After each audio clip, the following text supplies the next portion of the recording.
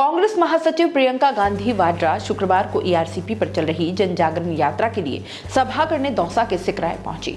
उन्होंने कहा कि भाजपा वाले कहते हैं कि हमारा चेहरा नरेंद्र मोदी होंगे। जनता को उनसे पूछना चाहिए कि क्या वे प्रधानमंत्री पद छोड़कर राजस्थान के मुख्यमंत्री बनेंगे। क्या उन्हें पूरी भाजपा में कोई चेहरा नहीं मिल रहा।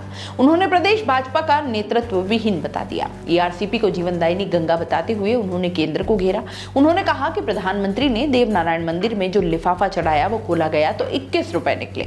मोदी ने सभी बातें लिफाफे की तरह ही हैं, बाद में कुछ नहीं निकलता। उन्होंने कहा कि प्रधानमंत्री ने उद्योगपतियों मित्रों को सारी संपत्ति दे दी। अभी अभी इंडोनेशिया से पीएम के दोस्त ने कम दामों पर कोयला खरीदा और दुगने दामों पर बिजली कंपनियों को बेच दिया। इससे बिजली बिल बढ़ता जा रहा है। प्रियंका गांधी ने कहा कि भाजपा जब चुनाव होते हैं तो धर्म और जाति की बात करती है।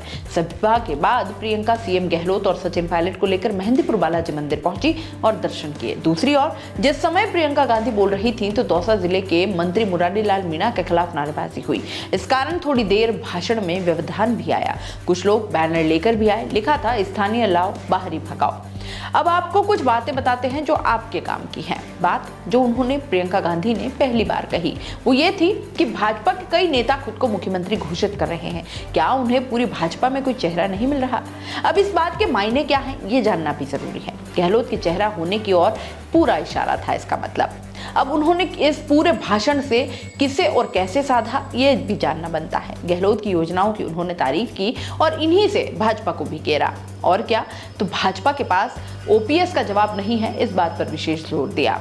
उन्होंने बार बार कुछ शब्द दोहराए, वो ये थे कि गहलोत और मोदी का भाषण में क्रमशः 39 और 33 बार नाम लिया है और इसका कारण क्या था कि गहलोत को मोदी के बराबर दिखा दिया उन्होंने। प्रियंका ने कोयला बेचने के मामले में अडानी का नाम लेने से वो बचती दिखाई दी। राहुल गांधी महंगे कोयले पर अडानी को घेरते आए हैं और प्रियंका सीधे तौर पर नाम लेकर हमला नहीं करती। उन्होंने कहा कि अगर भाजपा की सरकार आई तो गहलोत की योजनाएं नहीं रहेंगी और इसके पीछे क्या था कि वोट के लिए उन्होंने कुछ दबाव बनाने का प्रयास जनता पर किया था। इसी भाषण के अनुसार उन्होंने किसे और कितनी तवज्जो दी ये भी जान लीजिए। महंगाई राहत कैंप उन्होंने कहा लगाने पड़े क्योंकि केंद्र सरकार इसमें फेल हो गई। और क्या कहा उन्होंने कि योजनाएं ही कांग्रेस चुनाव का एजेंडा बना रही हैं। कहा कि केंद्र ने ईआरसीपी को पूरा नहीं किया, हम इसे पूरा करेंगे।